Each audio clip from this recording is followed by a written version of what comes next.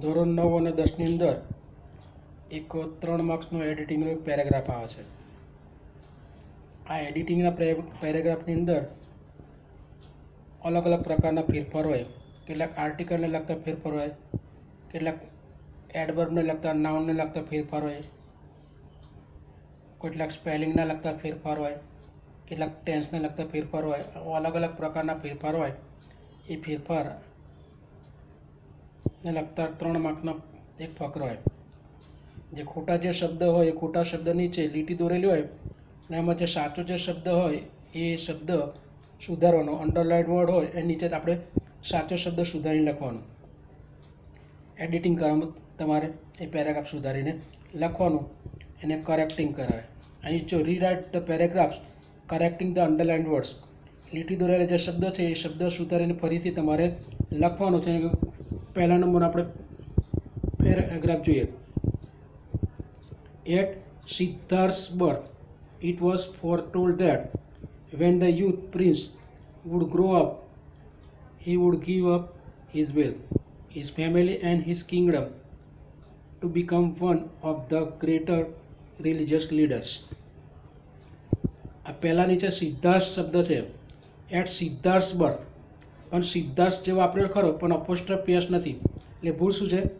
At સિદ્ધાર્થમાં અપોસ્ટ્રોફ S કરો તો સાચું પડે. અને અપોસ્ટ્રોફ એસનો અર્થ શું થાય?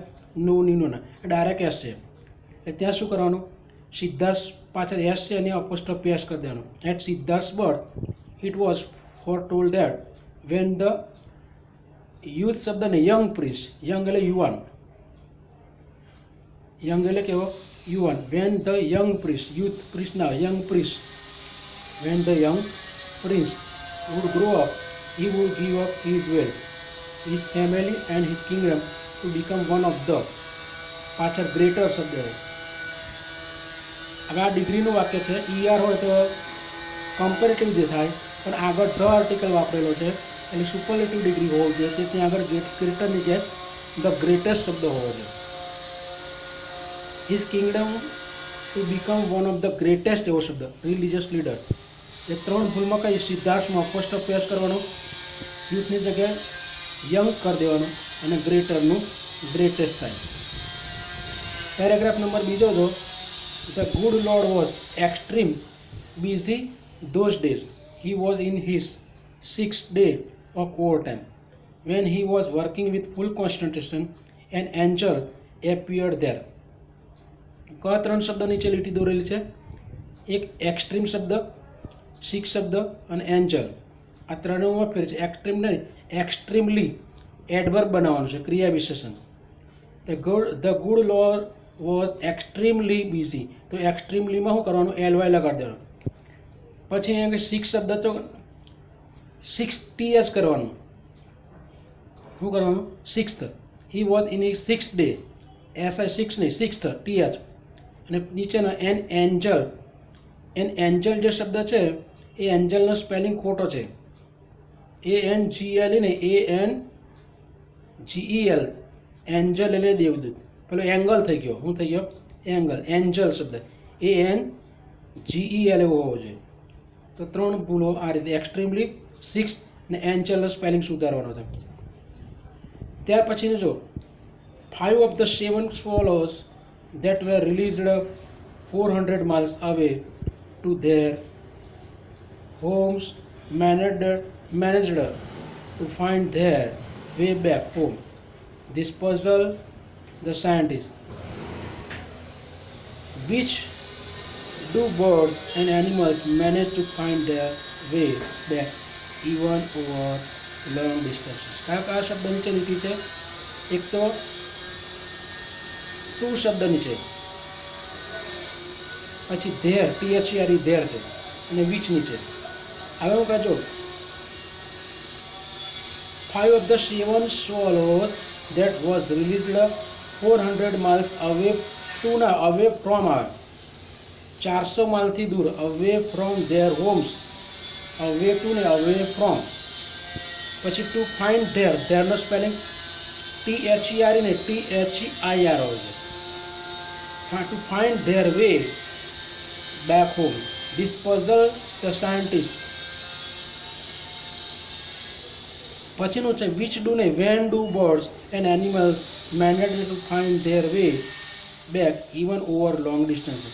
અને વિચની જગ્યાએ શું આવવું જોઈએ? When do. એટલે કયા કયા શબ્દમાં ભૂલ છે? અવે ફ્રોમ, ધેરમાં THEIR ને ત્યાં આગળ વેન શબ્દ હોવો જોઈએ. ત્યાર પછી ચોથા નંબરનું પેરેગ્રાફ આપણે જોઈએ. Can you tell the different between a bee and wasp? At first sight these little creatures are quite like each other in many ways. However, the wasp and the bee are unlike. હવે આગળ શું છે? ત્રણ શબ્દ નીચે લીટી છે. Different, site, SIT site અને ક્વાઇટ, QUIET. હવે અહીંયા શું કહે છે? Can you tell the difference. Difference એટલે તફાવત, ભેદ, અને ડિફરન્ટ એટલે જુદું થાય. શું તમે બી અને વાસ્પ એટલે કે ભમરા વચ્ચે જે તફાવત છે એ મને કહી શકશો? ડિફરન્ટ નહીં, ડિફરન્સ, DIFFERENCE. તો ત્યાં ડિફરન્ટની જગ્યાએ શું કરો? ડિફરન્સ. પછી એટ ફર્સ્ટ સાઇટ. સાઇટ એટલે પહેલી નજરે. આ SIT સાઇટ એટલે બાજુ થાય, પણ પહેલી બાજુ એટલે હું SIGHT શું થાય? At first sight, SIGHT, SIT નહીં, તે સ્પેલિંગ ભૂલ છે. પછી શું કહે છે? These little creatures are quite like each other. A quite no spelling શું છે? QUIET, quite. ક્વાઇટ એટલે શાંત, પણ એમાં શું આવશે? QUITE. ક્વાઇટ એટલે તદ્દન. શું થાય? ક્વાઇટ એટલે તદ્દન. પહેલો શબ્દ કયો? ડિફરન્સ. પછી SIGHT સાઇટ અને ક્વાઇટ, QUITE એવું કરવાનું. પાંચમા નંબરનું આપણે જોઈએ.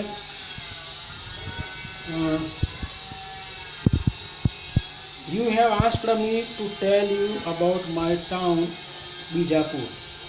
Well, it's an old town. The people are very friendly. There is a old fort in the middle of the town. કયા શબ્દ નીચે લીટી છે? ઇટ્સ, પછી ફ્રેન્ડ્સ અને એ આર્ટિકલ. હવે ફૂલ શું છે? જો you have asked me to tell you about my town Bijapur. Well, it is તો ઇટ્સ અપોસ્ટ્રોફી એસ હોવો જોઈએ. ઇટ્સ એ માલિકી દર્શાવે છે. શું હોવું જોઈએ? It's apostrophe S. It's an old town, એટલે ત્યાં ઇટ્સ ડાયરેક્ટ એસ નહીં, અપોસ્ટ્રોફી એસ હોવો જોઈએ. પછી the people are very friends ને ફ્રેન્ડલી. લોકો કેવા છે? વેરી ફ્રેન્ડલી, FRIENDLY હોવું જોઈએ, ફ્રેન્ડલી. બરાબર, ફ્રેન્ડ્સની જગ્યાએ શું? ફ્રેન્ડલી.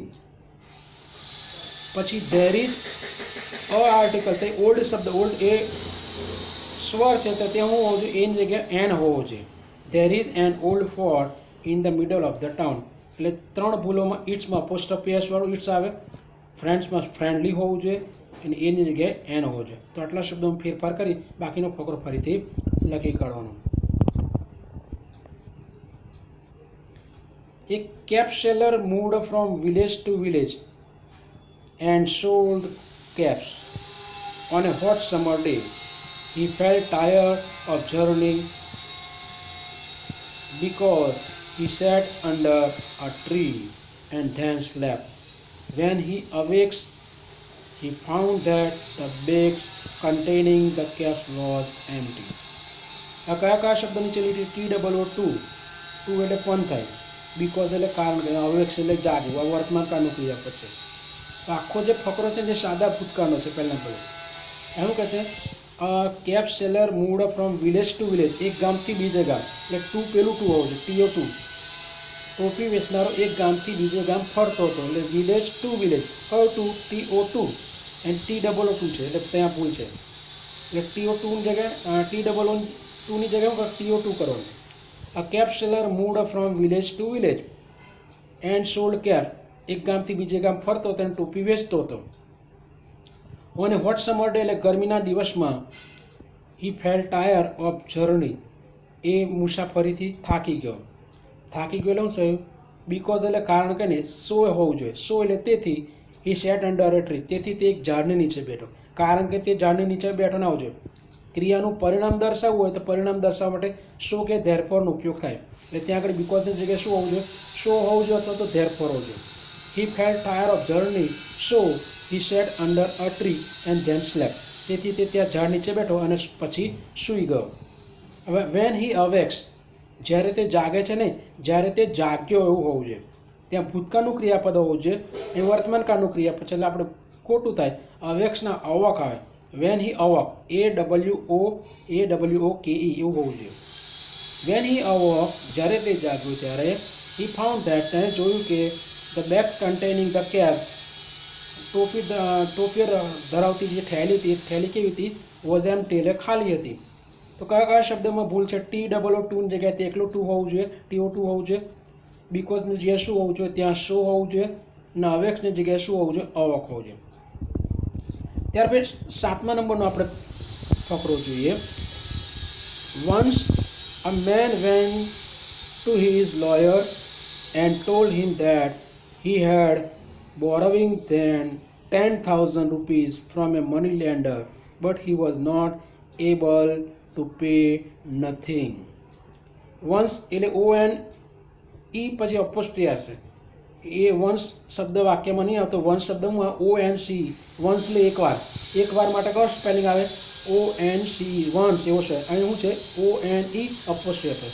એટલે આનો કોઈ અર્થ જ નહીં થતો અને આવો સ્પેલિંગ પણ આવતો નથી. વંશ એટલે એકવાર, ત્યાં શું આવજો? ONC, વંશ એકવાર. A man went to his lawyer, એકવાર એક માણસ તેના વકીલ પાસે ગયો. એન્ડ ટોલ્ડ હિમ ધેટ, અને તેમને કહ્યું કે હી હેડ આ પૂર્ણ ભૂતકાળ હોય તે બોરિંગ શબ્દના બોરોવડ આવે. હી હેડ બોરોવડ, તેને ઉછીનું લીધું હતા. 10,000 રૂપીસ, 10,000 રૂપિયા. ફ્રોમ મની લેન્ડર, એટલે મની જે લેન્ડર હતા એની પાસેથી. હવે એ બોરોવિંગ જે કહું, બોરોવડ પૂર્ણ ભૂતકાળમાં બોરોવડ શબ્દ BORROWED હોવો જોઈએ. ING ના આવે, borrowed. But he was not able, આ નોટ શબ્દ આવે તો પાછળ નથિંગ ના આવવું જોઈએ, એનીથિંગ આવે. But he was not able to આવે કે પછી પાછળ નથિંગ ના આવે, એનીથિંગ શબ્દ હોવો જોઈએ. But he was not able to pay anything, પરંતુ તે કંઈ પણ ચૂકવવા માટે સમર્થ ન હતો, શક્તિશાળી નહોતો, ચૂકવી શકે તેમ ન હતો. એનીથિંગ, નથિંગ નહીં, નથિંગ હોય તો આગળ નોટ ના આવે એટલે ત્યાં હું જો એનીથિંગ, ANYTHING. કયા કયા સ્પેલિંગમાં વંશમાં કયો વંશ હોવો જોઈએ? ONC વંશ. બોરોવિંગ બોરોડ, BORROWED, ત્યાં ભૂલ છે. પછી નથિંગની જગ્યાએ શું મૂકવાનું? Anything, ANYTHING. પછીનું વાક્ય આગળ જોઈએ આપણે 8મા નંબરનું. Did you new that Alexander Graham Bell had failed hundreds of times before he finally invented the telephone? Remember, no one has exactly the same gift, skill and idea that you have. હવે જો કયા કયા શબ્દ નીચે લીટી છે? New શબ્દ નીચે, પછી ફેલ્સ નીચે, અને પછી END. હવે વાક્યની શરૂઆતમાં ડીડ આવતું હોય, વાક્ય પ્રશ્નાર્થ હોય તો પહેલાં ડીડ આવે તો પાછળનું ક્રિયાપદ ભૂતકાળ ના આવે, વર્તમાન કાળનું હોય. એટલે ન્યૂ શબ્દ જે નો હોય. ડીડ યુ નો, ન્યૂની જગ્યાએ હું know, KNOW. Did you know, new ખોટું છે.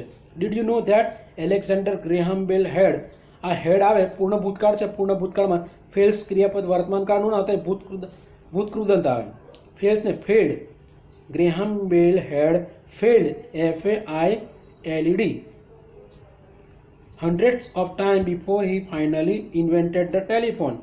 ટેલિફોનની શોધ કરી તે પહેલાં આ ગ્રેહામ બેલ હજારો વખત, અસંખ્ય વખત શું થયો હતો? નિષ્ફળ ગયો હતો. તે તમે જાણો છો. પછી કહે છે રિમેમ્બર, ધ્યાન રાખો, no one has exactly the same gift, કોઈ પણ વ્યક્તિને તે જ પ્રકારની ગિફ્ટ મળતી, પ્રાપ્ત થતી નહીં. સ્કિલ્સ એન્ડ આઈડિયા, સ્કિલ્સ એટલે આવડત, અને આઈડિયા એટલે વિચાર. અહીં એન્ડ એટલે અંત થાય, પણ અહીં હું જોઉં એન્ડ એટલે અને માટે એન્ડ આવે, એન્ડ, અહીં અંત નથી શબ્દ.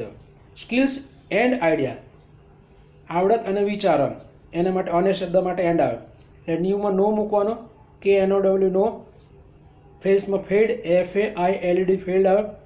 એન્ડની અંદર AND એન્ડવાળો આવે. ત્યાર પછી 9મા નંબરનો પેરેગ્રાફ જોઈએ. My grandfather was a truly follower of Gandhiji because he was an industrialist. He lived a life of simplicity and honest. આવો શબ્દ લખ્યો છે. હવે જો માય ગ્રાન્ડફાધર વોઝ આ ટ્રુલી એ એડવર્બ કહેવાય, ક્રિયા વિશેષણ. આપણે નાઉન બનાવવાનું છે. શું બનાવવાનું છે? નાઉન. નાઉન માટે એડવર્બ આગળ આર્ટિકલ પણ છે. જો my grandfather was a true follower, સાચા અનુયાયી. ટ્રુલીને કયો શબ્દ હોવો જોઈએ? True follower. My grandfather was a true followers of Gandhiji. પછી શું કહે છે? because he was an industrialist. હવે એવું કહે છે because he was an industrialist. આ because એટલે કારણ કે તે કોણ હતા? ઉદ્યોગપતિ હતા. he lived a life of simplicity and honest. honest શબ્દ છે. હવે અહીં શું કહે છે? જો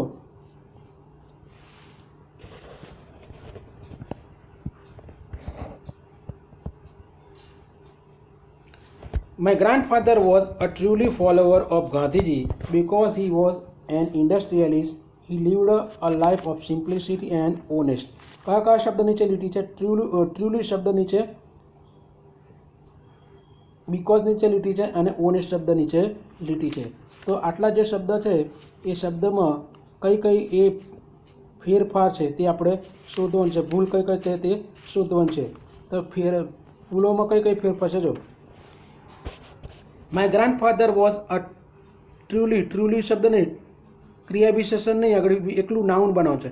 ટ્રુ ફોલોવર ઓફ ગાંધીજી. મારા દાદા એ ગાંધીજીના સાચા અનુયાયી હતા. પછી જો કે, બીકોઝ એટલે કારણ કે જો કે તે કોણ હતા? એક ઉદ્યોગપતિ હતા. ધો હી વોઝ એન ઇન્ડસ્ટ્રીયલિસ્ટ. જો કે તે એક ઉદ્યોગપતિ હોવા છતાં પણ he lived a life of simplicity and honestly. Honest શબ્દને શું આવજો? Simplicity and honestly, પ્રમાણિકતાથી.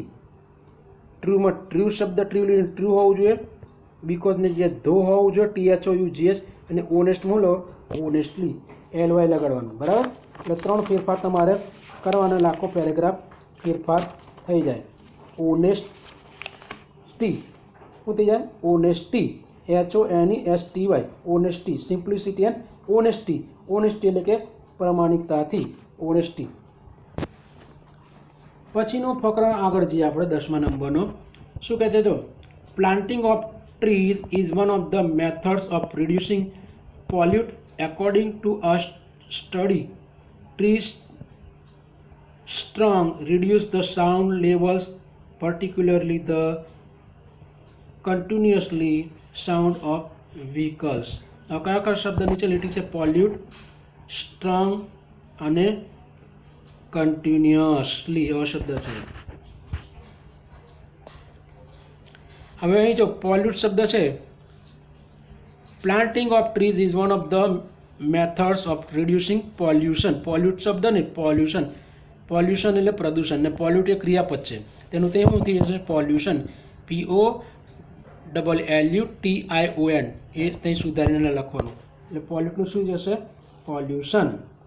પછીનું થશે એકોર્ડિંગ ટુ અ સ્ટડી. એક અભ્યાસ પ્રમાણે trees strong reduce the sound levels. Tree શું કરે છે? સ્ટ્રોંગ, સ્ટ્રેન્થન શબ્દ હોવો જોઈએ. શું હોવું જોઈએ? સ્ટ્રેન્થન. સ્ટ્રોંગલી શબ્દ છે, સ્ટ્રોંગ, અને કન્ટિન્યુઅસ શબ્દ છે. જો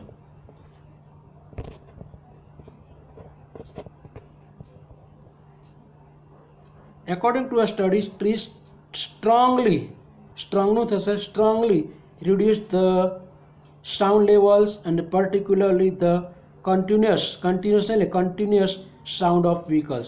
તો પહેલામાં પોલ્યુશન શબ્દ આવશે, છેલ્લામાં સ્ટ્રોંગલી, અને ત્રીજામાં કન્ટિન્યુઅસ. LY નીકળી જાય. એકને LY લગાડવાનું છે, એકને LY લાગેલો કાઢી નાખવાનું. તો 3 ફેરફારો કરવાના. તો વિદ્યાર્થીઓ, આ એડિટિંગ નામનો પેરેગ્રાફ આવે તો આ રીતે આપણે આ જોયું. તો બાકીના પછી ચર્ચા કરીશું.